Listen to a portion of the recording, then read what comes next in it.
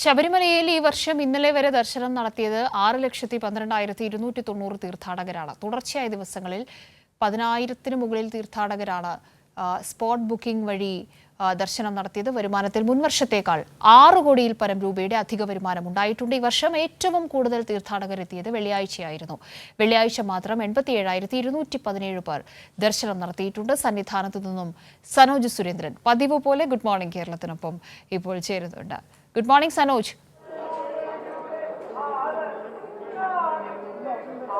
Good morning Kavya. Good morning. ഇന്ന് നമ്മൾ പ്രേക്ഷകരിലേക്ക് തീർത്ഥാടകരുടെ വരവ് സന്നിധാനത്തേക്ക് എങ്ങനെയാണ് എന്നുള്ളത് ആമുഖമായി അറിയിച്ചു. കൂടുതൽ കാര്യങ്ങൾ സനോജ് തന്നെ പറയൂ.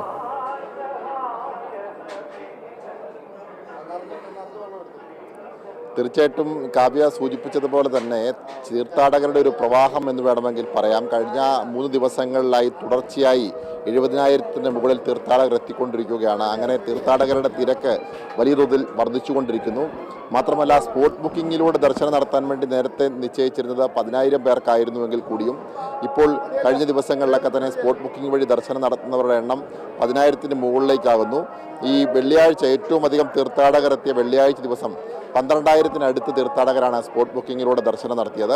ഇന്നലെ അത് 10,000 പിന്നിട്ടു. 11-ന് അടുത്ത് തീർത്ഥാടകർ ഇന്നലെ സ്പോട്ട് ബുക്കിംഗ് വഴി ദർശനം നടത്തി. ഇപ്പോൾ വലിയ കാര്യമായ തിരക്ക് അനുഭവപ്പെടുന്നില്ല. എങ്കിലും ഇന്ന് രാവിലെ ഒരു 6 മണി വരെ 18,008 തീർത്ഥാടകർ സന്നിധാനത്ത് എത്തിയിട്ടുണ്ട്.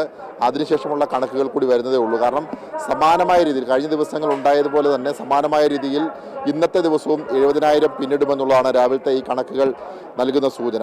നമ്മൾ സൂചിപ്പിച്ചതുപോലെ തന്നെ 87,216 തീർത്ഥാടകർ എത്തിയ വെള്ളിയാഴ്ച ശരംകുത്തി വരെ തീർത്ഥാടകരുടെ നീണ്ട നിര കാണാൻ കഴിഞ്ഞിരുന്നു. എങ്കിൽ പോലും കാര്യമായ ബുദ്ധിമുട്ടുകളില്ലാതെ 18-ാം പടിയിലൂടെ വളരെ വേഗത്തിൽ തീർത്ഥാടകരെ കയറ്റിവിടുന്നതിനാൽ ദർശനം വളരെ വേഗത്തിൽ സാധ്യമായിരുന്നു.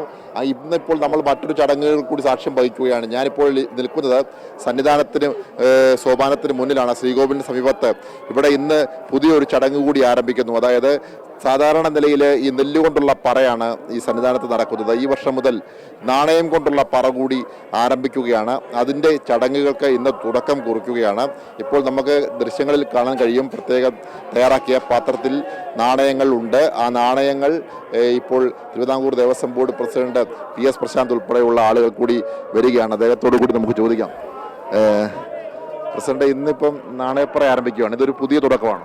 ബഹുമാനപ്പെട്ട തന്ത്രിയാണ് നാണയപ്പുറയുടെ ആദ്യമായി സമർപ്പിക്കുന്നത്. അപ്പോൾ വിവിധങ്ങളായ ഇവിടെ എത്തുന്ന ഭക്തർക്ക് എല്ലാവിധമായ സൗകര്യങ്ങളും ചെയ്തു കൊടുക്കുക എന്നുള്ളതാണ് നമ്മുടെ ഏറ്റവും പ്രധാനപ്പെട്ട സംതൃപ്തമായ. ബഹുമാനപ്പെട്ട തന്ത്രിയാണ് നാണയപ്പുറയുടെ ആദ്യം സമർപ്പിക്കുന്നത്.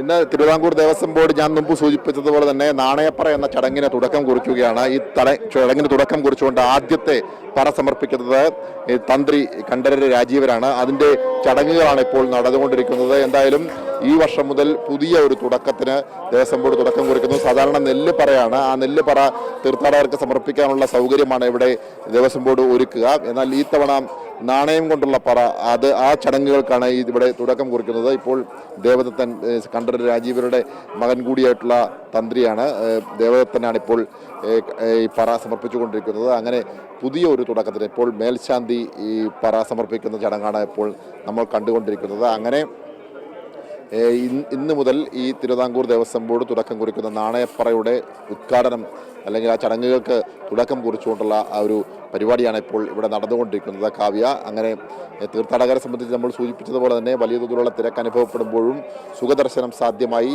സംതൃപ്തിയോടുകൂടി ആളുകൾ മലയിറങ്ങുന്നു എന്നുള്ളതാണ്. വിപുലമായ ക്രമീകരണങ്ങൾ, സജ്ജീകരണങ്ങളൊക്കെ തന്നെ ഈ തീർത്ഥാടനത്തിന് മാസങ്ങൾ മുമ്പേ ആരംഭിച്ചിരുന്നു. അതുകൊണ്ട് തന്നെ എല്ലാവരും വളരെ സംതൃപ്തിയോടുകൂടി ഇവിടെ നടപ്പാക്കിയ മുന്നൊരുക്കങ്ങൾ കാര്യക്ഷമമായി. അതുകൊണ്ട് തന്നെ ആളുകൾക്ക് സുഖദർശനം സാധ്യമാകുന്നു. വരുന്ന വഴികളിൽ തീർത്ഥാടകർക്ക് ചുക്കുവെള്ളവും ഒപ്പം തന്നെ ബിസ്ക്കറ്റും അതുപോലെ തന്നെ ഇരിപ്പിടങ്ങളുമൊക്കെ ക്രമീകരിച്ചിട്ടുണ്ട്. പമ്പയിലാണെങ്കിൽ പോലും 10,000 സ്ക്വയർ ഫീറ്റ് ചുറ്റളവുള്ള ഒരു വീട് വയ്ക്കാനുള്ള സംവിധാനം ഒരുക്കിയിട്ടുണ്ട്. അങ്ങനെ ക്രമീകരണങ്ങൾ വളരെ മികച്ചതായതുകൊണ്ട് തന്നെ തീർത്ഥാടകർക്കും അധിക നേരം ക്യൂ നിൽക്കാതെ വന്ന് സംതൃപ്തിയോടുകൂടി ദർശനം നടത്തി മടങ്ങാൻ കഴിയുന്നു എന്നുള്ളത് തന്നെയാണ് നമുക്ക് നൽകാൻ കഴിയുന്നത്. എന്തായാലും ഇപ്പോൾ നമ്മൾ ഈ ദൃശ്യങ്ങളിൽ കണ്ടുകൊണ്ടിരിക്കുന്ന നാണയപ്പറ സമർപ്പണത്തിൻ്റെ ആരംഭം ഇവിടെ കുറിക്കുകയാണ്. അതിൻ്റെ ചടങ്ങുകളാണ് ഇപ്പോൾ കണ്ടുകൊണ്ടിരിക്കുന്നത്. കാവ്യ.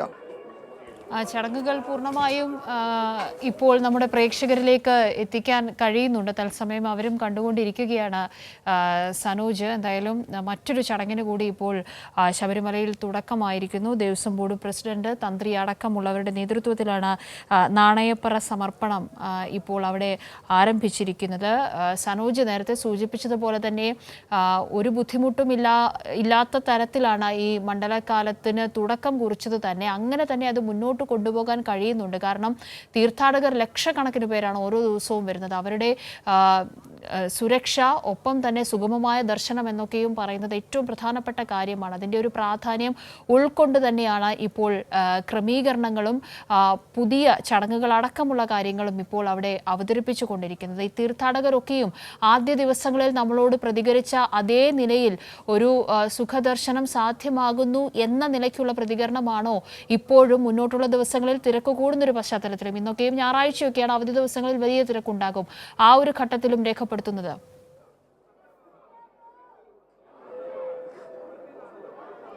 തീർച്ചയായിട്ടും സാധാരണ നിലയിൽ നമ്മൾ ഈ ശബരിമലയിൽ പലപ്പോഴും എല്ലാ വർഷവും വന്നു പോകുന്ന ആളുകൾ കൂടി ആയതുകൊണ്ട് തന്നെ നമുക്ക് അനുഭവപ്പെടുന്നത് വെള്ളിയാഴ്ചയും ശനിയാഴ്ചയും ദിവസങ്ങളിലാണ് ഏറ്റവും അധികം തീർത്ഥാടകരുടെ തിരക്ക് അനുഭവപ്പെടുക. ഇന്ന് ഞായറാഴ്ചയാണ്. ഈ വെള്ളി ശനി ദിവസങ്ങളിൽ അനുഭവപ്പെട്ട തിരക്ക് സാധാരണ ഞായറാഴ്ച അനുഭവപ്പെടാറില്ല.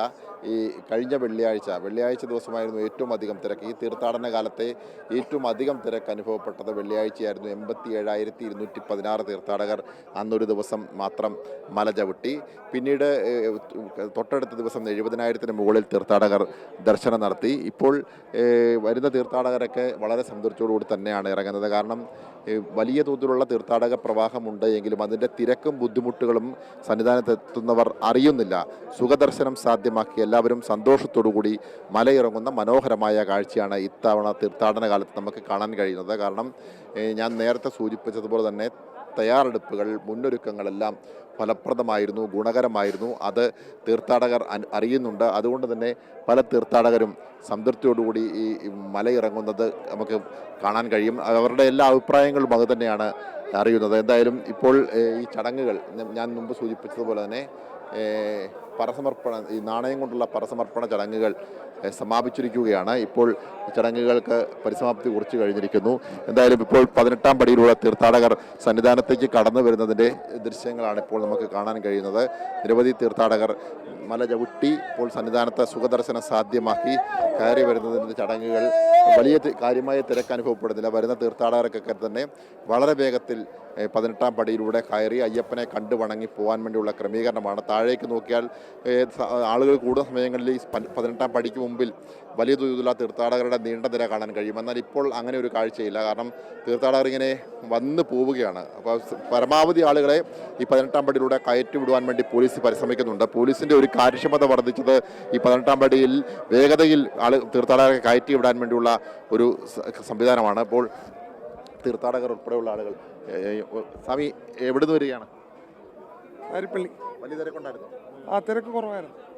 അപ്പോൾ തീർത്ഥാടകർ ഉൾപ്പെടെയുള്ള ആളുകളുടെ ഒരു അഭിപ്രായമാണ്. കാരണം നമ്മളിപ്പോൾ ഇവിടെ നിൽക്കാൻ പോലും കഴിയുന്നത് കാര്യമായ ബുദ്ധിമുട്ടുകളും പ്രയാസങ്ങളും തിരക്കുകളും ഇല്ലാത്തത് കൊണ്ട് തന്നെയാണ്.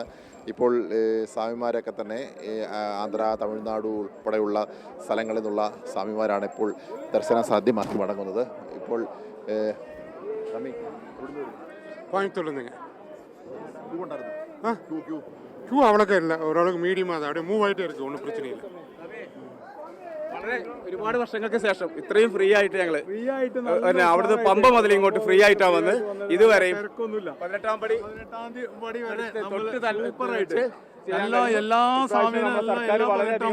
എല്ലാവിധ സൗകര്യം ഒരുക്കി തന്നിട്ടുണ്ട്. വളരെ സന്തോഷമായി. എല്ലാ ഒരു ക്യൂ ഇല്ലാതെ കയറാൻ കഴിഞ്ഞു കുറെ കാലത്തിന് ശേഷം. വളരെ സന്തോഷം.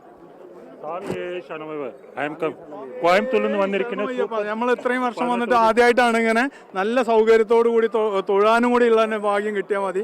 ക്യൂ ഇല്ലാതെ നേരെ നടപ്പന്തലിൽ നേരെ 18-ാം പടി കയറാൻ പറ്റി. ഓക്കെ സ്വാമിയേ ശരണമയ്യ.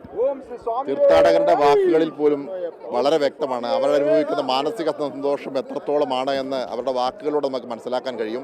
18-ാം പടി കയറി വരുമ്പോൾ അവർ പറയുന്നത് ഇത്രയും കാലത്തിനിടയിൽ ഇത്രയും നല്ല സൗകര്യത്തോടുകൂടി ശബരിമല സന്നിധാനത്തേക്ക് എത്തിപ്പെടാൻ കഴിഞ്ഞത് ഇതാദ്യമായിട്ടാണ് എന്ന് അവർ പറയുമ്പോൾ നമ്മൾ പറയുന്നതല്ല, വരുന്ന തീർത്ഥാടകരാണ്. ഏതോ ദേശത്തു നിന്ന് വരുന്ന തീർത്ഥാടകരെ യാദർശികമായി നമ്മൾ കാണുന്നു, നമ്മൾ അവരോട് അഭിപ്രായം ചോദിക്കുന്നു. അവർ തന്നെ പറഞ്ഞ വാക്കുകളാണ് ഇപ്പോൾ പ്രേക്ഷകരുടെ മുന്നിലൂടെ നമുക്ക് കാണിക്കാൻ കഴിഞ്ഞത്. കാവ്യ.